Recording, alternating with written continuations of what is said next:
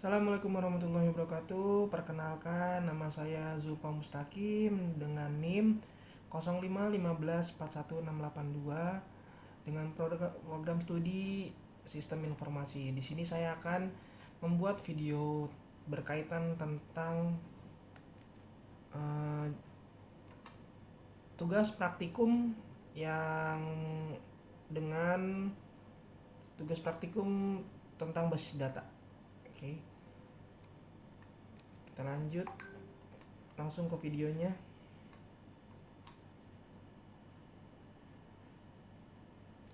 Oke. Di sini untuk tugasnya itu adalah diberikan contoh kasus, yaitu adalah pada sebuah perguruan tinggi mahasiswa akan mengambil mata kuliah yang ditawarkan. Setiap mahasiswa dapat mengambil minimal satu mata kuliah, namun dapat mengambil beberapa mata kuliah dalam satu semester. Setiap mata kuliah hanya bisa diajar oleh satu orang dosen, dan setiap dosen dapat mengampu atau mengajar minimal satu mata kuliah. Tugas satunya adalah dari kasus tersebut buatlah Entity Relationship Diagram atau ERD dengan tahapan langkah-langkah sesuai panduan. Panduan mengerjakan ada di BMP MSIM 4206 basis data. Jadi saya akan mencoba membuat diagramnya di aplikasi namanya ID. Ya, jadi nanti saya akan buat diagramnya sesuai dengan tahapan-tahapan yang ada dan tersedia di BMP MSIM basis data. Oke. Oke, yang pertama adalah kita buat terlebih dahulu. Di sini kita lihat dulu contoh kasusnya. Pada sebuah perguruan tinggi, mahasiswa akan mengambil mata kuliah yang ditawarkan. Setiap mahasiswa dapat mengambil minimal satu mata kuliah, namun dapat mengambil. Jadi dari sini kita akan harus mengidentifikasi terlebih dahulu, mengidentifikasi dan menetapkan seluruh entity yang terkait. Jadi dari contoh soal ini kita harus tahu entitinya itu ada apa aja. Di sini yang saya lihat adalah entitinya itu ada mahasiswa, ada mata kuliah, dan ada dosen. Jadi di sini pertama adalah kita buat dulu entitinya. Ada mahasiswa, ada mata kuliah, dan dosen. Ya, cara buatnya seperti apa? Tinggal kotaknya itu ditarik ke sini. Ya. Lalu diberi label nama. Setelah kita udah tahu entitinya itu ada apa aja, yaitu selanjutnya adalah menentukan atribut atau field dari masing-masing entity beserta kuncinya. Jadi di soal ini kita nggak ketahuan nih mahasiswa itu tuh dia entitinya apa aja. Jadi kita harus bermain nalar di sini. Mahasiswa itu tuh entitinya fieldnya atributnya apa aja sih kalau misalnya mahasiswa gitu kan. Kalau mahasiswa biasanya kan dia punya NIM, terus dia mahasiswa pasti punya nama gitu. Jadi atributnya itu nanti kita buat sendiri sesuai penalaran. Jadi kalau misalnya di sini udah ada mahasiswa, ada mata kuliah, dan dosen, atributnya kita buat sendiri.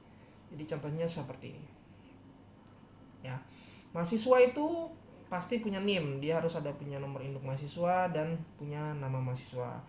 Mata kuliah itu harus ada kode mata kuliahnya dan nama mata kuliahnya. Sedangkan dosen itu adalah ada nomor induk dosen ya, nomor induk dosen NID dan nama dosennya. Setelah tahap kedua sudah dibikin, ini namanya primary key ya, atau sebutannya adalah atributnya. Atributnya kita masing-masing dari entity itu kita buat atributnya. Yang ketiga adalah identifikasi atau tetapkan seluruh himpunan relasi di antara himpunan entity beserta foreign key atau kunci tamu. Jadi kita harus tahu dulu dari dari entity ini, dari elemen-elemen ini ya. Jadi kita harus tahu relasinya tuh dari mahasiswa ke mata kuliah tuh relasinya apa sih? Terus dari dosen ke mata kuliah itu relasinya apa? Mata kuliah ke dosen itu relasinya apa? Ya. Jadi kita harus buat relasi dari masing-masing itu. Masuk ke tahap 3. Jadi saya buat relasinya adalah mahasiswa itu akan meregistrasi mata kuliah. Ya, pasti. Ya, mahasiswa itu pasti akan meregistrasi mata kuliah karena sesuai dengan soal mahasiswa itu akan mengambil mata kuliah atau meregistrasi mata kuliah, ya. Setelah itu adalah dosen. Dosen akan mengajar mata kuliah, ya, karena di sini setiap dosen dapat mengampu atau minimal mengajar satu mata kuliah. Dan satu mata kuliah, setiap mahasiswa dapat mengambil satu mata kuliah, namun dapat mengambil beberapa mata kuliah dalam satu semester. Setiap mata kuliah hanya bisa diajar satu dosen. Jadi mata kuliah itu cuman bisa diambil satu sama mahasiswa, mahasiswa, satu mata kuliah itu diambil cuman satu satu doang ke mahasiswa, dan satu mata kuliah itu hanya bisa diajar oleh satu dosen, gitu, seperti itu. Lanjut ke tahap keempat, yaitu adalah menentukan derajat relasi untuk setiap himpunan relasi. Jadi relasinya ini kita udah buat, ya. Relasinya itu adalah mata mahasiswa dengan meregistrasi mata kuliah, ya, dosen dengan mengajar, ya kan. Jadi kita harus tahu dulu dari masing-masing ini derajatnya itu seperti apa. Gitu. Derajatnya seperti apa? Ya, karena itu menentukan dia dari satu ke banyak. Jadi derajat derajat itu ada banyak, ya. Ada yang dari satu ke satu, satu ke banyak, atau banyak ke satu. Jadi ada dua, satu ke banyak atau banyak ke satu, dan banyak ke banyak. Jadi dari mahasiswa ke mata kuliah ini tuh dia relasinya apa sih, derajatnya apa gitu, ya kan, karena dia meregistrasi kan. Jadi seperti ini.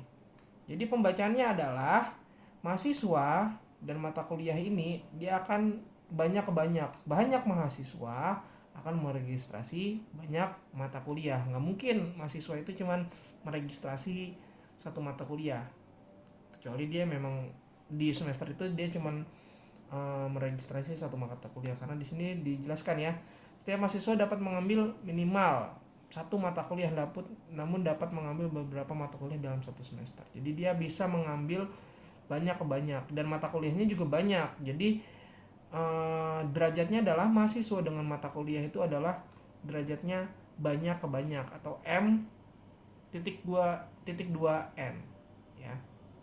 Nah, untuk derajat dosen dengan mata kuliah seperti apa? Ya, dosen dengan mata kuliah itu adalah satu mata kuliah diajar oleh satu dosen.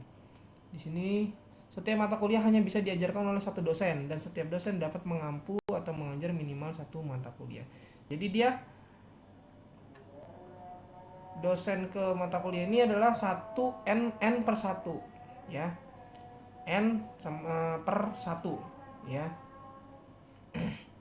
Jadinya dia akan membuat garis penghubung dari mahasiswa ke mata kuliah. Ini akan ada garis penghubung seperti ini. Ya. Lanjut adalah yang terakhir adalah melengkapi himpunan entitas dan himpunan relasi dengan atribut deskriptif atau non-key. Jadi kalau misalnya dia banyak ke banyak, dia harus dideskripsikan lagi. Yang tadi saya bilang, mahasiswa dan mata kuliah ini dia banyak ke banyak, ya.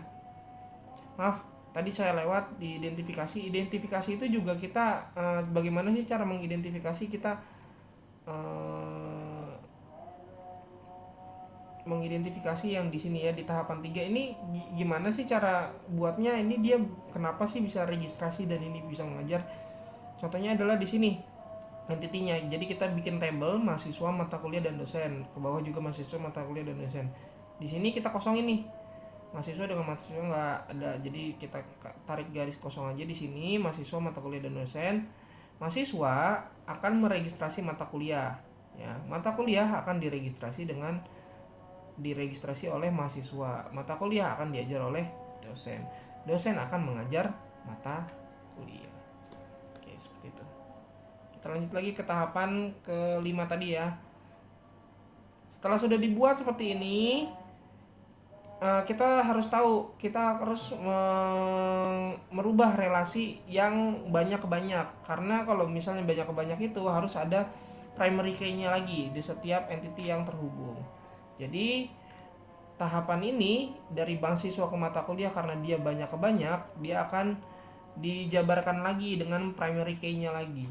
Itu menjadi seperti ini. Mahasiswa akan meregistrasi mata kuliah dengan NIM dan kode mata kuliah, dan mata kuliah akan diregistrasi oleh mahasiswa. Caranya gimana registrasinya? Dengan NIM dan kode mata kuliah. Seperti itu. Jadi hasil yang didapat adalah seperti ini. Tabel yang terbuat dalam basis data untuk contoh soal seperti ini, ya.